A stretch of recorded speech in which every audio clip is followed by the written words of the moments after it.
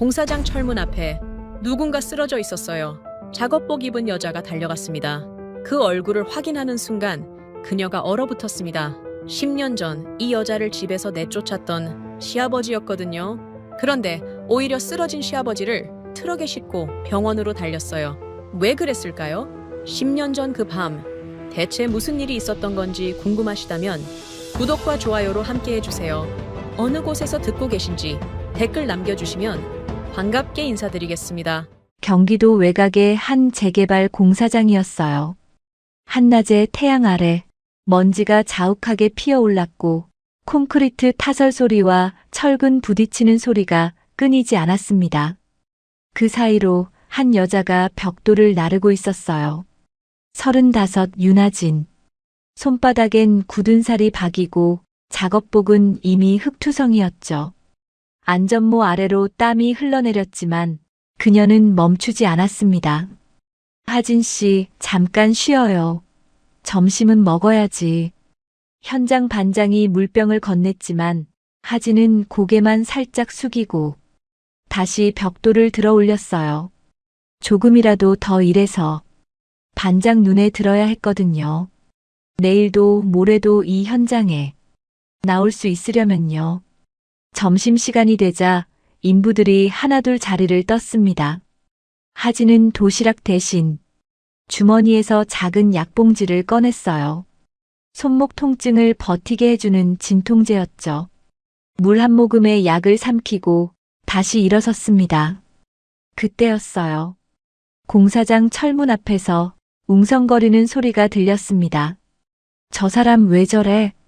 어디서 온 거야? 하진이 고개를 돌렸어요. 철문 앞에 양복 차림의 남자가 쓰러져 있었습니다. 그런데 이상했어요. 양복은 며칠은 입은 듯 구겨질 대로 구겨져 있었고 구두는 한쪽이 벗겨진 채였거든요. 인부 몇 명이 둘러싸고 있었지만 누구도 선뜻 다가가지 못했죠. 그냥 놔둬. 괜히 건드렸다가 문제 생기면 어쩌려고 그래. 하진은 망설이지 않았습니다. 안전모를 벗고 철문 쪽으로 뛰어갔어요. 사람들 사이를 헤치고 쓰러진 남자 앞에 무릎을 꿇었죠. 그리고 그 얼굴을 보는 순간 하진의 손이 멈췄습니다. 심장이 쿵 하고 가라앉는 것 같았어요. 10년 전 자신을 집에서 내쫓았던 시아버지, 진양그룹 회장 강태주였거든요. 흰머리가 부쩍 늘었고 광대뼈가 도드라지게 야위어 있었습니다. 그 위풍당당하던 모습은 온데간데 없었어요. 손에는 아무것도 들려있지 않았고 휴대폰도 서류 가방도 보이지 않았죠. 하진은 최근 뉴스에서 본 기사가 떠올랐습니다. 진양그룹 경영권 분쟁, 차남 강준호 측의 이사회 장악, 회장 퇴진설. 재벌가가 무너지고 있다는 소문은 들었지만 이 정도일 줄은 몰랐어요. 손끝이 차가워지는 게 느껴졌습니다. 하진의 머릿속으로 10년 전 그 밤이 스쳐 지나갔습니다. 한겨울 눈보라가 몰아치던 밤이었어요. 시어머니가 현관문 앞에 캐리어를 내던졌고 시아버지는 차가운 눈으로 한마디만 내뱉었죠. 다시는 이 집 문턱을 넘지 마라. 그때 하진의 뱃속에는 아이가 있었습니다. 임신 8주, 막 심장 소리가 들리기 시작했을 때였어요. 말하려 했습니다. 하지만 시어머니가 하진을 밀어냈고 하진은 다시 입을 열 틈도 없이 문 밖으로 밀려났습니다. 남편 준혁은 그 자리에 있었지만 아무 말도 하지 않았어요. 그 뒤로 10년. 하진은 단 한 번도 그 집을 찾아가지 않았어요. 혼자 아이를 낳고 혼자 키웠습니다. 그렇게 10년을 버텼어요. 그런데 지금 그 시아버지가 자신의 발밑에 쓰러져 있었어요. 하진은 잠시 손을 거두었습니다. 그냥 돌아서면 끝이었어요. 딱 10년 전 저 사람이 자신에게 했던 그대로 하면 되는 일이었죠. 눈보라 속에 내던져진 캐리어, 닫히던 철문, 등 뒤로 들리던 시어머니의 비웃음. 전부 떠올랐습니다.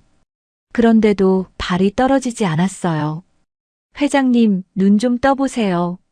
하진이 어깨를 흔들자 강태주의 눈꺼풀이 미세하게 떨렸습니다. 하지만 의식은 돌아오지 않았어요. 이마를 짚어보니 열이 펄펄 끓고 있었죠. 119 불러. 저 양반 주머니 뒤져봐. 신분증 있겠지. 하진은 고개를 들어 반장을 받습니다. 반장님, 이 사람 병원 데려가야 해요. 지금 119 기다리면 되잖아. 숨도 가쁘고 의식도 자꾸 끊겨요. 여기서 더 지체하면 안 돼요. 반장이 잠시 망설이더니 한숨을 쉬었어요. 알았어. 내가 트럭 빼줄게.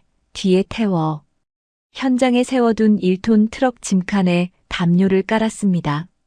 하진과 반장이 강태주를 부축해 태웠어요. 하진이 옆에 올라타고 트럭이 출발했습니다. 가장 가까운 병원까지 10분 거리. 하진은 쓰러진 시아버지의 손목을 잡고 맥박을 확인했어요. 약하지만 뛰고 있었습니다. 왜 이러고 있는 거지, 나. 10년 전 그 차가운 눈빛으로 자신을 내쫓았던 사람이었어요. 아무 말도 듣지 않고 변명할 기회조차 주지 않았던 사람. 그런 사람의 손목을 잡고 있는 자신이 한심하기도 했습니다. 병원 응급실 문을 밀어 젖혔을 때 하진의 작업복은 땀으로 흠뻑 젖어 있었어요. 간호사들이 달려왔고 강태주는 들것에 실려 안으로 사라졌죠. 하진은 응급실 복도 의자에 털썩 주저앉았습니다. 거친 숨을 내쉬며 천장을 올려다봤어요. 그때 주머니에서 핸드폰이 울렸습니다. 아들 시우에게서 온 문자였어요. 엄마, 오늘 학교에서 100점 받았어. 저녁에 보여줄게. 문자 끝에는 웃는 얼굴 이모티콘이 잔뜩 붙어 있었죠. 하진의 입가에 희미한 미소가 떠올랐습니다.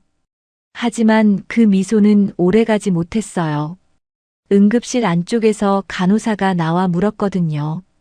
보호자분이세요? 환자분 성함이 어떻게 되시죠? 하진은 잠시 망설였습니다. 그리고 10년 만에 처음으로 그 이름을 소리내어 말했어요. 강태주요. 간호사가 고개를 갸웃했습니다. 뭔가 떠오르는 게 있는 듯 했어요. 하진이 입을 열려는 순간 응급실 입구 쪽에서 급브레이크 소리가 들렸습니다. 검은 세단 한 대가 급하게 들어서고 있었어요. 차에서 내린 건 양복 차림의 남자 2명이었습니다. 그리고 그 뒤를 따라 한 여자가 내렸어요. 하진의 숨이 멎었습니다. 10년 전 자신에게 캐리어를 던지던 그 여자. 시어머니 오명숙이었거든요. 시어머니 오명숙은 10년 전 그대로였어요. 날카로운 눈매, 꼿꼿한 자세, 그리고 사람을 내려다보는 시선까지. 달라진 건 얼굴에 깊어진 주름뿐이었습니다. 오명숙의 시선이 응급실 복도를 훑었어요. 그리고 작업복 차림의 하진과 눈이 마주쳤죠. 잠깐의 정적이 흘렀습니다. 오명숙의 눈썹이 미세하게 움찔했어요. 알아본 거였습니다. 그런데 오명숙은 바로 칼을 뽑지 않았어요. 오히려 입꼬리를 살짝 올리며 천천히 다가왔습니다. 어머, 하진이 아니야? 목소리는 부드러웠어요. 마치 오랜 지인을 반기는 것처럼요. 하지만 그 눈은 웃고 있지 않았습니다. 10년 만이네. 많이 힘들게 사는 모양이구나. 오명숙의 시선이 하진의 작업복을 훑었어요. 흙투성이 바지, 다른 안전화, 먼지 묻은 손. 그래도 사람은 자기 자리를 알아야지. 한마디 한마디가 서늘했습니다. 대놓고 퍼붓는 욕보다 웃는 얼굴로 툭 던지는 말이 더 깊이 파고들었어요. 하진은 자리에서 일어섰습니다. 심장이 빠르게 뛰었지만 표정은 담담하게 유지했어요. 어머님. 그 한마디에 오명숙의 입꼬리가 실룩거렸습니다. 그렇게 부르는 사이는 이미 오래전에 끝났잖아. 그때 응급실 문이 열렸어요. 의사가 나왔습니다. 혹시 환자분 데려오신 분이세요?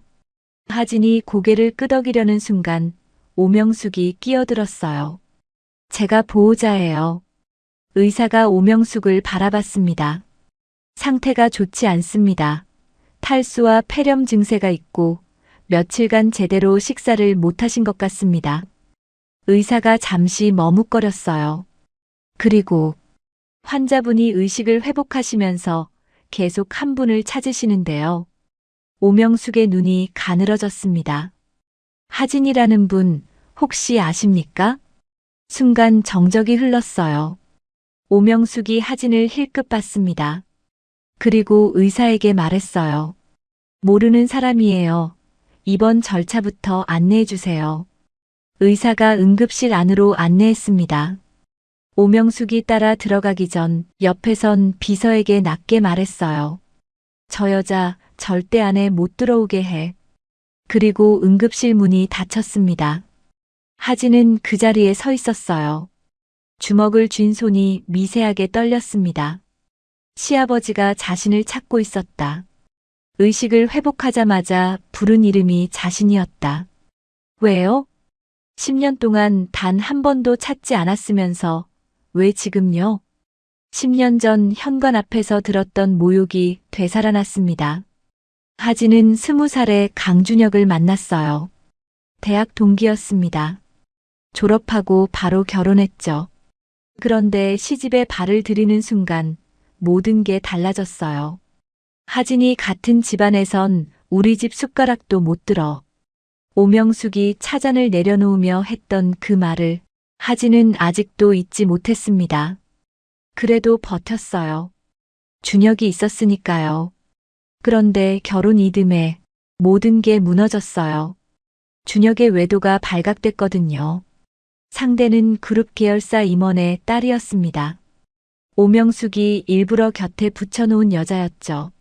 하진이 따졌을 때 준혁은 고개를 들지 못했어요. 나도 원한 건 아니야. 어머니가 이 결혼이 회사에 필요하다고 하셨어. 그 말을 듣는 순간 하진은 알았습니다. 이 사람은 처음부터 자기 편이 아니었다는 걸요. 그날 밤 하진은 짐을 쌌어요. 이혼을 요구하려 했습니다.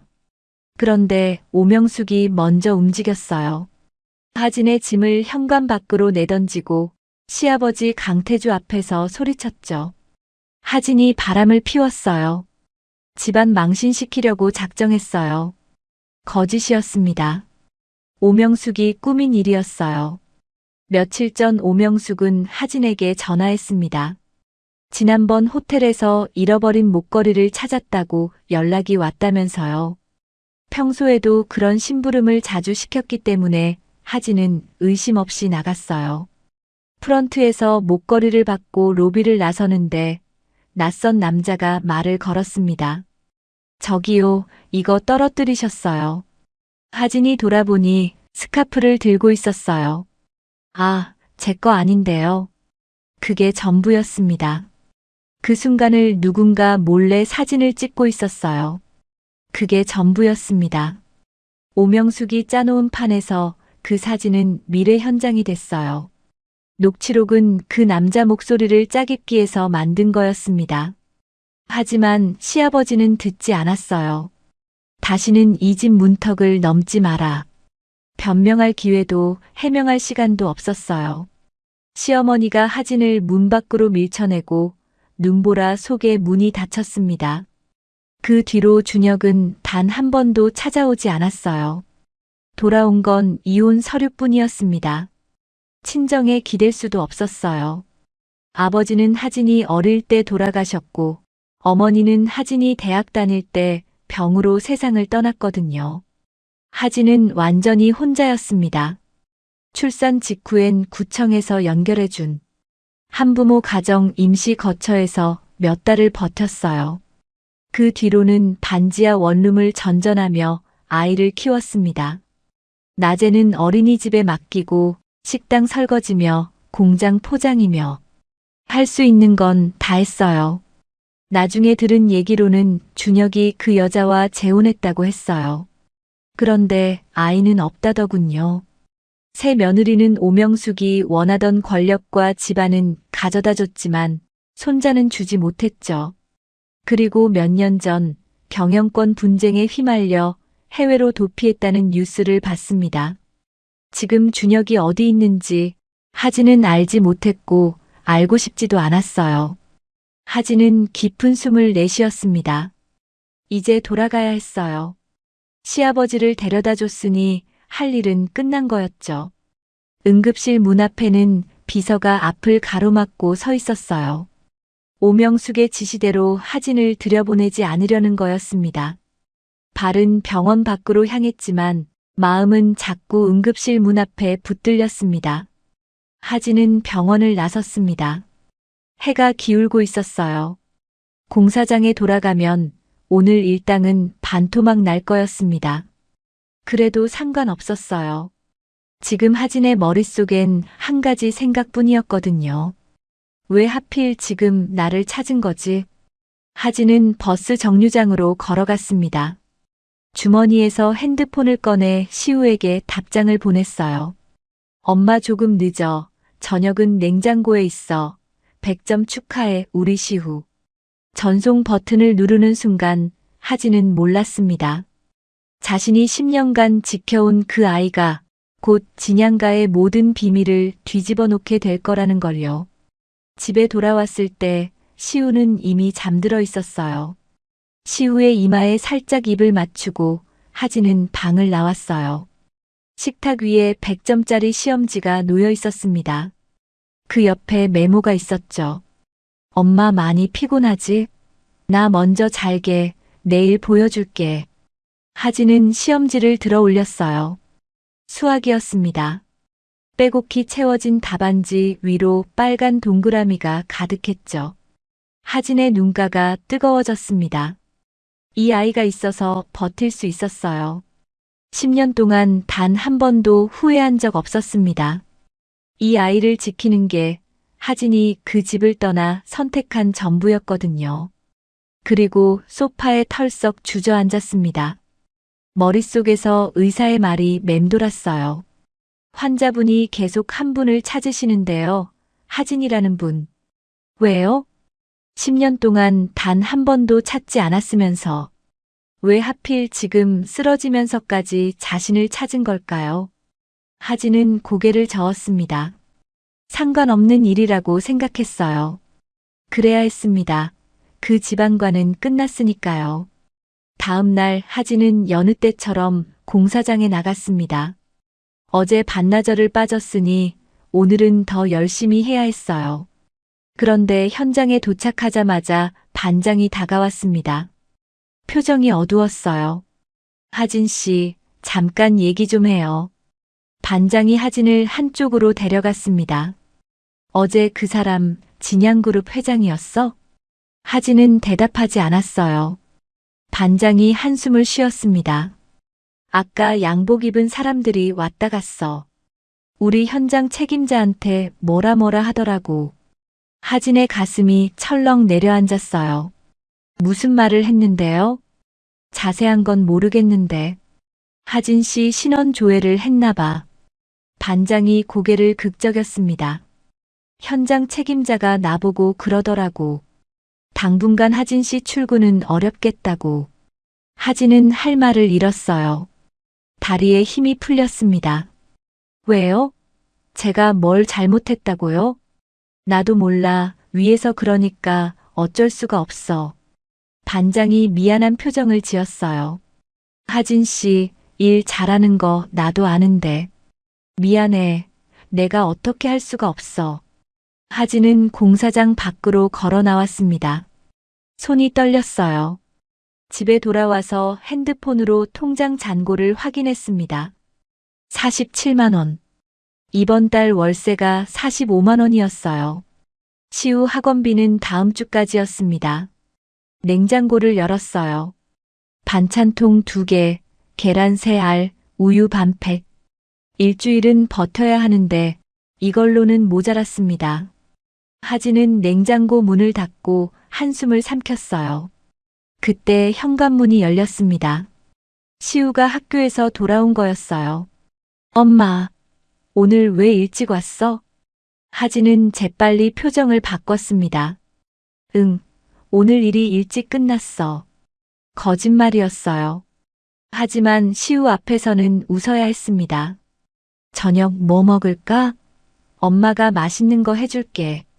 시우가 방으로 들어간 뒤 하진은 싱크대에 손을 짚고 고개를 숙였어요.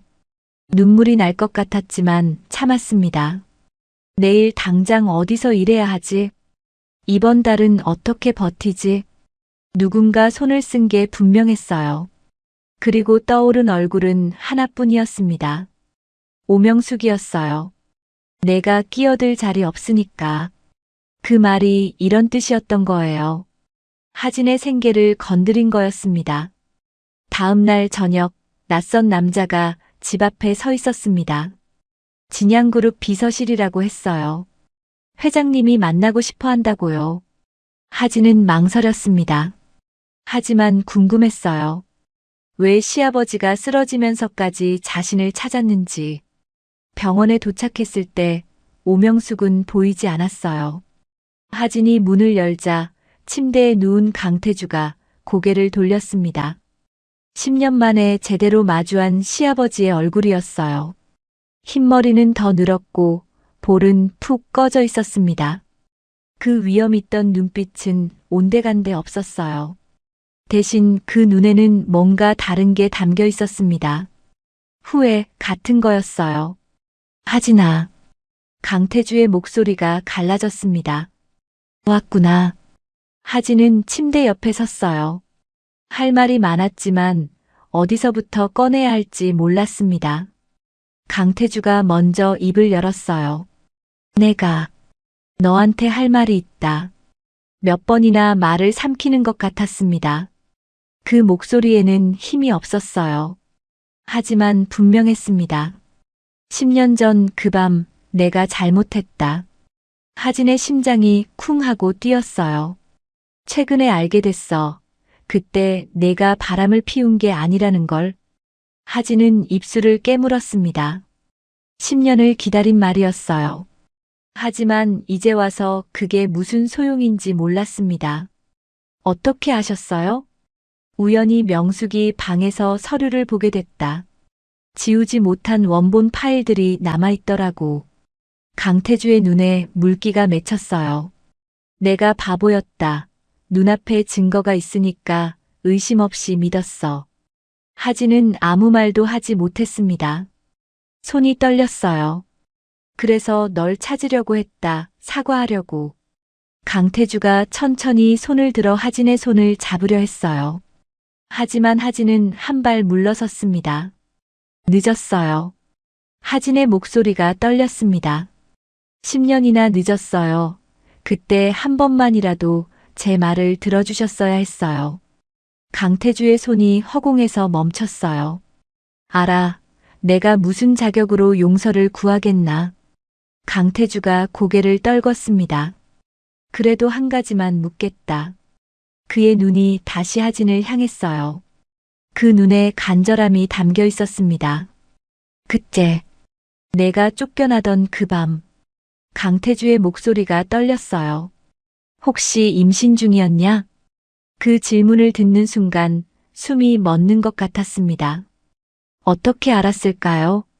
10년 동안 아무에게도 말하지 않고 조용히 살았는데요. 강태주의 다음 말이 하진의 심장을 꿰뚫었어요.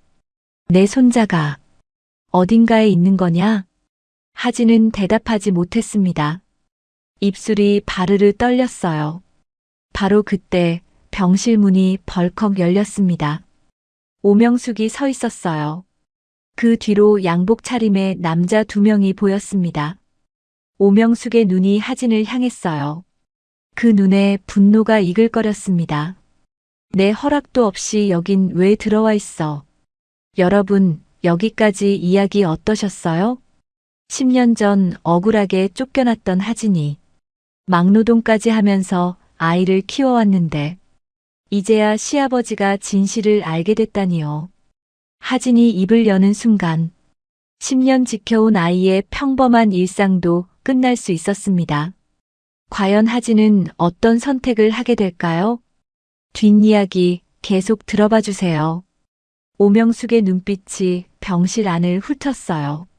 침대에 누운 강태주, 그리고 그 옆에 선하진. 상황을 파악하는데 1초도 걸리지 않았습니다. 내 허락도 없이 왜 이 아이를 불러요? 오명숙이 강태주를 향해 물었어요. 목소리는 차분했지만 그 안에 분노가 꿈틀거렸습니다. 강태주는 대답하지 않았어요. 대신 하진을 바라봤습니다. 그 눈빛이 하진의 등을 떠밀었어요. 하지만 하진은 입을 열 수 없었습니다. 방금 전 질문이 아직 귓가에 맴돌았거든요. 내 손자가 어딘가에 있는 거냐? 오명숙이 하진 앞으로 다가왔어요. 힐소리가 병실 바닥에 날카롭게 울렸습니다. 내가 분명히 말했지. 끼어들지 말라고. 하진은 한 발도 물러서지 않았어요. 저도 불려온 거예요. 불러서? 누가 너를 불러? 오명숙이 비웃었습니다. 10년 전에 끝난 사람이 무슨 자격으로 여기 서 있어? 그때 강태주가 입을 열었어요. 내가 불렀어. 오명숙의 고개가 돌아갔습니다. 내가 하진이를 찾았고 내가 오라고 했어. 강태주의 목소리는 약했지만 단호했어요. 당신한테 할 말이 있어, 명숙. 오명숙의 눈이 가늘어졌습니다. 무슨 말인데요? 10년 전 일 다 알게 됐어. 병실 안에 정적이 흘렀어요. 오명숙의 표정이 굳었습니다. 하지만 금방 다시 웃음을 띄었어요. 무슨 소리예요, 갑자기. 당신이 조작한 증거들 전부 봤어. 강태주의 눈에 힘이 들어갔습니다. 하진이는 바람 피운 적 없어. 당신이 꾸민 거야. 오명숙의 입꼬리가 실룩거렸어요. 하지만 당황한 기색은 없었습니다. 그래서요? 10년도 지난 일을 지금 뒤집겠다는 거예요? 그 한마디에 하진은 숨이 막혔어요. 부정도 변명도 아니었습니다. 인정이었어요. 그때 저 얘를 내보낸 건 이 집을 위해서였어요. 집안에 어울리지 않는 며느리였으니까. 그게 이유가 돼? 강태주의 목소리가 떨렸어요. 죄 없는 사람을 내쫓은 게 집안을 위한 거야? 죄 없는 사람?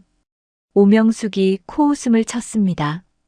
저 얘가 있었으면 준혁이가 제대로 된 집안과 연을 맺었겠어요? 사업이 지금처럼 됐겠어요? 오명숙의 시선이 하진을 향했어요. 결국 이 집은 문제없이 돌아갔잖아요. 하진은 주먹을 꽉 쥐었습니다. 손톱이 손바닥에 파고들었어요. 고시원에 살며 아이를 낳고 돈이 되는 일은 다 했습니다. 그게 하진의 10년이었어요. 그런데 문제없이 돌아갔다고요? 그만해, 명숙. 강태주가 말했어요. 더 듣고 싶지 않아. 들으셔야 해요. 오명숙이 침대 옆으로 다가갔습니다. 당신이 지금 저 얘한테 미안해하는 거 다 소용없는 짓이에요. 오명숙의 목소리가 낮아졌어요. 이미 끝난 사람이에요. 이 집이랑 아무 상관없는 사람이라고요. 상관없는 사람이 아니야. 강태주의 눈이 하진을 향했습니다. 하진이한테 물어볼 게 있어. 오명숙의 표정이 변했어요. 뭔가 눈치챈 것 같았습니다. 뭘 물어보겠다는 거예요? 강태주는 대답하지 않았어요. 대신 하진을 똑바로 바라봤습니다. 아까 내 질문 대답해 줄 수 있겠니? 하진의 심장이 미친 듯이 뛰었어요. 시우의 얼굴이 떠올랐습니다.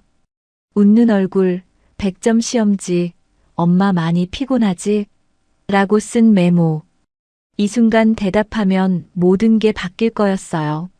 시우의 평범한 일상이 무너질 수도 있었습니다. 하지만 거짓말을 할 수도 없었어요. 지금 그걸 물어보시려고요? 하진이 낮게 말했습니다. 오명숙이 끼어들었어요. 목소리에 긴장이 섞여 있었습니다. 뭘 묻겠다는 거예요? 강태주가 천천히 입을 열었습니다. 10년 전 하진이가 쫓겨날 때 임신 중이었어. 오명숙의 얼굴이 하얗게 변했어요. 뭐라고요? 내 손자가 있을지도 몰라. 병실 안이 얼어붙었습니다. 오명숙의 눈이 하진을 향했어요. 그 눈에 공포와 분노가 뒤섞여 있었습니다. 사실이야? 하진은 대답하지 못했어요. 입술이 떨렸습니다. 지금 말하는 순간 시우의 이름이 저 집안 욕심 속으로 들어간다는 걸 알았어요. 10년 지켜온 아이의 평범한 일상이 끝날 수도 있었습니다. 오명숙이 한 발 다가왔어요. 대답해. 하진은 오명숙의 눈을 똑바로 바라봤습니다. 10년 동안 숨겨온 비밀이 목구멍까지 차올랐어요. 네. 한 글자가 입 밖으로 나왔습니다. 그때 아이 낳았습니다. 지금도 잘 크고 있어요. 오명숙의 얼굴이 일그러졌어요. 그 애가 진짜 이 집 핏줄이야? 하진은 피식 웃었어요. 10년 만에 처음 짓는 비웃음이었습니다. 10년을 혼자 키웠는데 증거가 필요해요? 하진이 한 발 앞으로 나섰습니다. 그의 얼굴 보면 알아요. 누구 핏줄인지. 오명숙의 얼굴이 창백해졌어요. 바로 그때 하진의 핸드폰이 울렸습니다. 화면에 뜬 이름을 보는 순간 하진의 심장이 멎는 것 같았어요. 시우였습니다. 엄마, 지금 어디야? 학교 끝났는데 집에 없네. 하진의 손이 떨렸습니다. 오명숙의 눈이 핸드폰을 향했어요. 그 눈빛이 날카롭게 빛났습니다. 지금 전화 온 애가 그 애지? 하진은 전화기를 귀에서 떼지 못했어요. 시우의 목소리가 들려왔습니다. 엄마, 왜 대답 안 해? 시우야, 엄마 지금 좀 바빠. 조금만 기다려. 하진은 최대한 평온한 목소리를 만들어냈어요. 알았어. 근데 배고파. 냉장고에 볶음밥 있어. 데워 먹어. 엄마 금방 갈게. 전화를 끊는 순간 오명숙이 입을 열었어요. 그의 이름이 뭐야? 하진은 대답하지 않았습니다. 오명숙의 눈이 가늘어졌어요. 성이 뭐야, 강씨야? 하진이 피식 웃었습니다. 아니요, 윤씨예요. 오명숙의 눈썹이 꿈틀했어요. 뭐? 제 성 따랐어요. 아빠 이름도 못 올린 아이였으니까요. 하진의 목소리가 담담했습니다. 10년 동안 아빠 없이 제가 혼자 키웠어요. 오명숙의 표정이 굳었어요. 그리고 양복 차림의 남자를 돌아봤습니다. 저 여자 집 주소 알아내. 하진의 심장이 쿵 하고 내려앉았어요. 뭐 하시는 거예요? 내 손자일 수도 있다며 확인해야지. 오명숙의 입꼬리가 올라갔습니다. 확인은 해야지, DNA로. 그 눈빛은 손자를 보는 눈이 아니었어요. 그 애한테 손대지 마세요. 하진의 목소리가 낮아졌습니다. 손대긴 누가 손대? 오명숙이 웃었어요. 그냥 확인하려는 거야. 진짜 이 집 핏줄인지. 그의 얼굴 보면 알아요. 하진이 한 발 앞으로 나섰습니다. 누구 핏줄인지 상관없어? 오명숙의 눈이 번쩍였어요. 진양그룹 회장의 손자가 상관없다고? 그 순간 모든 게 맞아떨어졌습니다. 준혁의 재혼 가정엔 아이가 없었어요. 오명숙에게 손자가 없다는 건 늘 한이었죠. 시우가 인정되면 저 여자는 아이를 빼앗으려 들 거였습니다. 엄마는 필요 없고 손자만 갖겠다고요. 하진이 10년간 입을 다문 이유가 바로 그거였어요. 그 애한테 접근하면 가만 안 있을 거예요. 하진의 눈에 불이 붙었습니다. 10년 전처럼 당하고만 있지 않을 거예요. 오명숙이 피식 웃었어요. 뭘 어쩌겠다는 거야. 공사장에서 벽돌이나 나르는 주제에. 오명숙이 한 발 다가왔습니다. 내 손자가 맞다면 내가 데려다 키울 거야. 하진의 심장이 얼어붙었어요. 뭐라고요? 진양가 손자를 그런 데서 크게 둘 수는 없잖아. 오명숙의 입꼬리가 올라갔습니다. 좋은 학교, 좋은 환경, 좋은 교육, 넌 못 해주잖아. 그 애는 제 아들이에요. 하진의 목소리가 떨렸습니다. 10년 동안 제가 키웠어요. 그래서 오명숙이 코웃음을 쳤어요. 법적으로 따지면 넌 불리해. 재력도 없고 환경도 안 되고. 오명숙이 하진의 눈을 똑바로 바라봤습니다. 친권 소송 들어가면 넌 못 이겨. 하진의 손이 떨렸어요. 오명숙의 말이 틀린 게 아니었습니다. 그때 침대에서 강태주가 몸을 일으켰어요. 명숙, 그만해. 당신은 좀 누워 계세요. 못 누워. 강태주가 침대 난간을 잡고 일어섰습니다. 다리가 후들거렸지만 눈빛만은 단단했어요. 그 아이는 하진이가 키운 거야. 10년 동안. 그래서요? 그 아이 엄마는 하진이야. 당신이 아니라. 강태주의 목소리가 낮아졌습니다. 아이 빼앗으려고 하면 나도 가만히 있지 않을 거야. 오명숙이 비웃었어요. 뭘 어쩌겠다는 거예요. 이 사회에서도 밀려난 사람이. 방법은 있어. 강태주의 눈이 단단해졌습니다. 오명숙이 돌아서며 말했어요. 그 애 내가 데려올 거예요. 오명숙이 병실을 나갔습니다. 문이 쾅 닫혔어요. 하진은 그 자리에 서 있었어요. 다리에 힘이 풀렸습니다. 시우를 빼앗기게 생겼어요. 10년 동안 혼자 키운 세상에서 전부인 아이를요. 강태주가 낮게 말했어요. 하진아, 걱정하지 마. 하진이 고개를 들었습니다. 내가 방법을 찾을게. 강태주의 눈에 결의가 담겨 있었어요. 그 아이, 내 곁에 있게 해줄게. 하진은 대답하지 못했어요. 믿어도 되는 건지 알 수 없었습니다. 하지만 한 가지는 분명했어요. 이제 시작이었습니다. 진짜 싸움은 이제부터였어요. 며칠 뒤 오명숙이 움직였습니다. 하진이 일하는 카페 앞에 검은 세단이 멈췄어요. 오명숙이 내렸습니다. 잠깐 얘기 좀 하자. 하진은 앞치마를 벗지 않았어요. 할 얘기 없어요. 있어.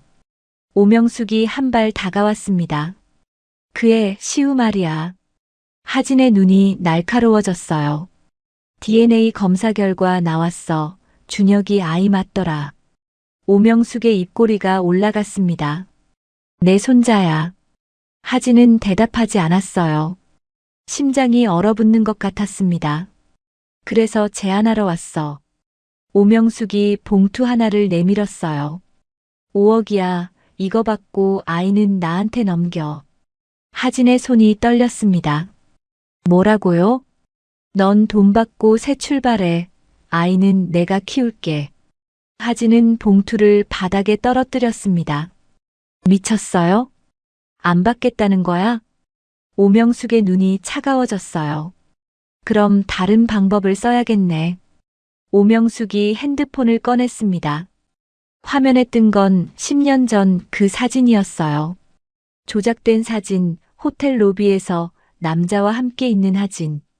이거 기억나? 하진의 얼굴이 하얗게 질렸어요. 이게 왜? 아직 가지고 있어.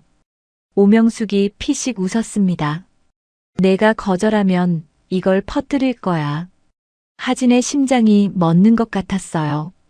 시우가 바람 피워서 난 자식이라고. 오명숙의 목소리가 낮아졌습니다. 학교에서 애들이 뭐라고 할까? 엄마가 바람 피워서 널 낳았대 하고. 하진의 다리에 힘이 풀렸어요. 그러면 안 돼요. 시우는 아무 죄도 없어요. 그럼 받아. 오명숙이 바닥에 봉투를 가리켰어요. 5억 받고 조용히 빠져. 하진은 오명숙의 눈을 똑바로 바라봤어요. 손이 떨렸지만 물러서지 않았습니다. 안 받아요. 뭐? 그 사진 조작된 거잖아요. 하진의 목소리가 떨렸습니다. 진실은 바뀌지 않아요. 어떤 거짓말을 퍼뜨려도. 오명숙의 표정이 굳었어요. 후회하게 될 거야. 후회 안 해요. 하진이 봉투를 오명숙 앞으로 밀어냈어요. 시우는 제 아들이에요. 10년 동안 제가 키웠어요. 하진이 한 발 앞으로 나섰습니다. 당신한테 줄 생각 없어요. 오명숙이 돌아서며 말했습니다. 소송장 기다려. 그리고 그 사진이랑 녹취록 내일부터 퍼진다. 카페 일이 끝난 후 하진은 바로 강태주를 찾아갔어요. 회장님 도와주세요. 강태주의 표정이 굳었습니다. 무슨 일이야? 어머님이 시우를 데려가려고 해요. 소송하겠다고요. 하진의 목소리가 떨렸습니다. 그리고 10년 전 그 사진이랑 녹취록 아직 가지고 있대요. 뭐? 시우가 바람 피워서 난 자식이라고 퍼뜨리겠다고요. 하진의 눈에 눈물이 고였어요. 저 혼자서는 못 이겨요. 강태주가 자리에서 일어났습니다. 그 일은 내가 막을게. 어떻게요? 회장님도 지금 힘이. 회사에서는 밀려났어. 강태주가 창밖을 바라봤어요. 하지만 내 이름은 아직 남아있어. 강태주가 하진을 돌아봤습니다. 기자들한테 전부 말할 거야. 10년 전 일 명숙이가 한 짓 전부. 하진의 눈이 커졌어요. 그러면 회장님도 상관없어. 강태주의 목소리가 단단해졌습니다. 내 체면 때문에 또 내가 당하게 둘 수는 없어. 강태주가 핸드폰을 들었어요. 지금 바로 기자들한테 연락할게. 내일 아침에 회견 연다. 내일이요? 명숙이가 퍼뜨리기 전에 내가 먼저 말해야 해. 강태주의 눈이 단단했습니다. 조작된 거라는 걸 내가 먼저 밝히면 그 사진은 아무 힘도 없어.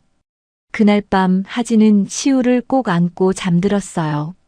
이 아이를 빼앗길 수는 없었습니다. 무슨 일이 있어도요.